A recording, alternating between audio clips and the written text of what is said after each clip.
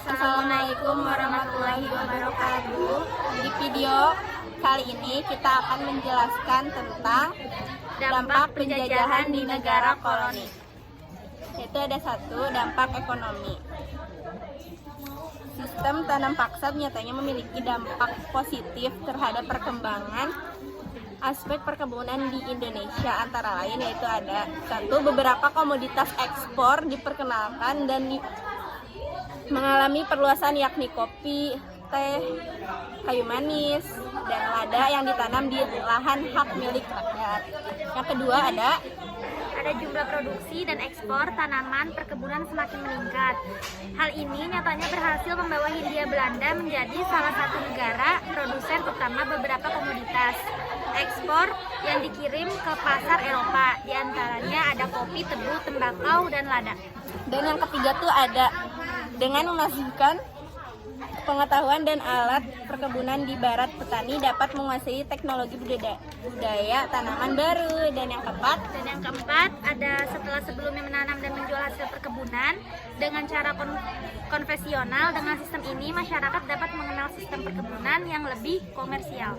Dan pemerintah kolonial menerbitkan undang-undang agrari atau disebut Agrariswep. Undang-undang ini memberi kebijakan antara lain yaitu ada satu, penduduk non-bumi putra tidak diizinkan memiliki tanah atas dasar hak milik mutlak eigendom, kecuali tanah untuk pabrik.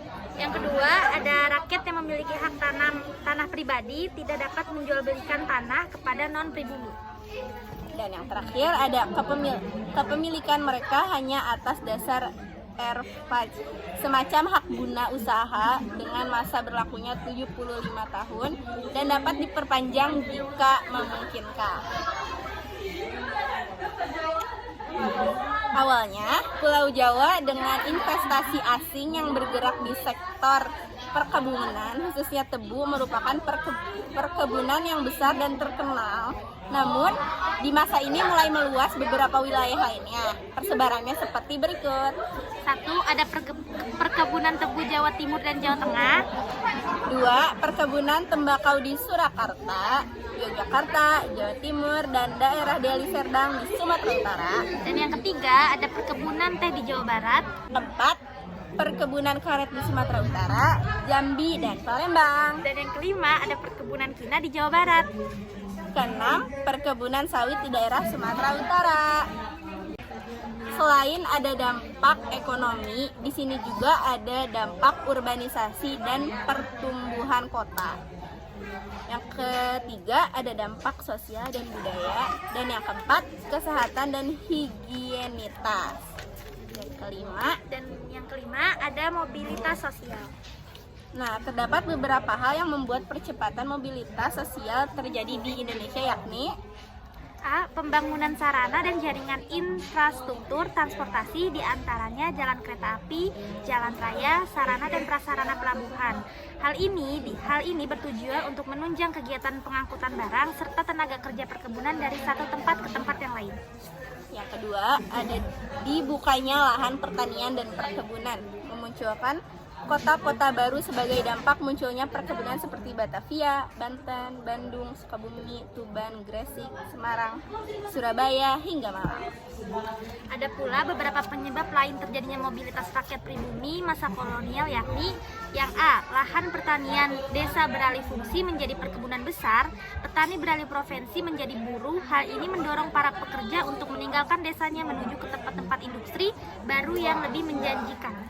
Keinginan untuk terhindar dari berbagai kewajiban seperti kewajiban tanam paksa atau kerja paksa, mereka akan mencari daerah-daerah yang tidak memperlakukannya kewajiban tersebut.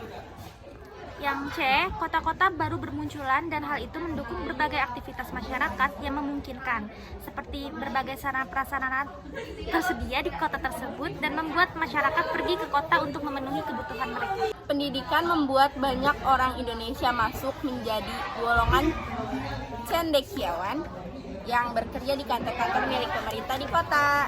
Nah, yang keenam, ada munculnya sentimen rasial. Pemerintah Hindia Belanda membagi penduduk menjadi 3 golongan, yakni yang pertama ada golongan Eropa sebagai golongan pertama atau yang tertinggi. golongan timur asing yang terdiri dari Cina, Arab, India, dan negara lainnya sebagai kelas kedua. Dan yang ketiga, yang terakhir, ada golongan pribumi sebagai kelas ketiga atau golongan terendah. Nah, ada yang ketujuh, dampak politik. Sekian dari kita. Wassalamualaikum warahmatullahi wabarakatuh.